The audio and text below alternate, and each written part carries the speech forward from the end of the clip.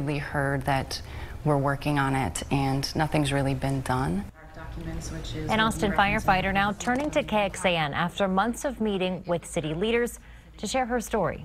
Carrie Stewart was diagnosed with cancer 3 years ago, the #1 killer of firefighters nationwide. After filing a workers' comp claim, Stewart is now defending herself in a lawsuit the city filed.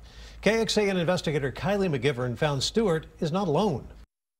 It took a while to come up with all of this. It was many hours sitting at my kitchen table and putting all of these documents together and compiling all of the research. Hours Carrie Stewart spent building her case. These are the areas where I was able to show links between my cancer and firefighting. Stewart was diagnosed with breast cancer in 2015, 15 years into her service with the Austin Fire Department. I have to say that that fear with the unknowns of cancer, more scary than anything I've ever faced on the job. Within her documentation, a letter from Texas Oncology states there is certainly a possibility that her risk for cancer has been affected by her night shift work as a firefighter and her exposure to carcinogens during her job.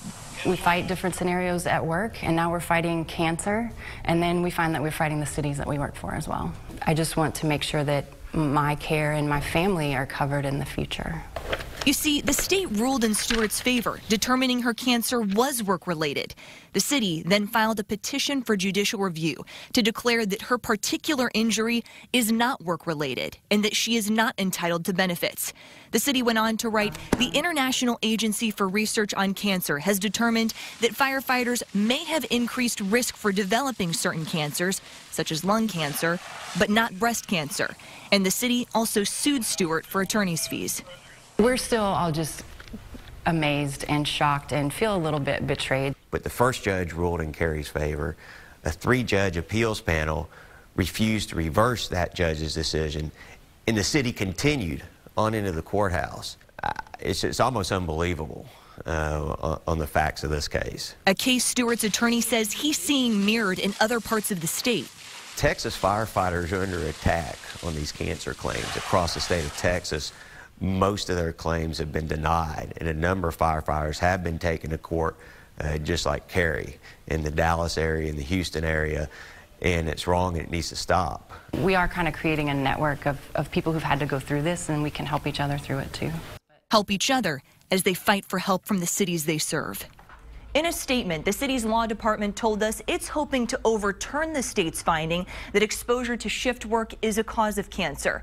As for AFD, a division chief said it was in a meeting with the city's risk management team that it became clear to him there was a concerted effort to deny claims when state law clearly outlined they should be covered, something a city spokesperson tells us they are now looking into.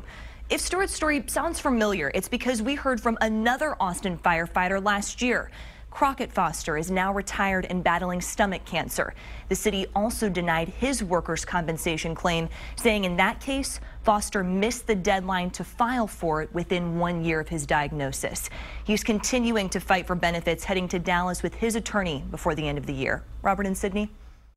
Well, last month we went in depth to show you how AFD is trying something new to clean firefighting gear of cancer-causing chemicals. Decontamination kits are placed on fire trucks after every fire or hazardous materials call. The gear is hosed down and scrubbed on site. The gear goes in a separate bag. The safety support team then takes the gear and specifically inspects it and deep cleans any remaining carcinogens from the materials. The goal is to get gear as clean as possible. They've already cleaned more than 100 sets of gear in just over 1 month's time. AFD has gone even further, bringing in cancer-detecting dogs. The highly trained animals can smell cancer cells on people. If they're alerted to cancer, the firefighters go to a doctor to confirm whether or not they have the disease.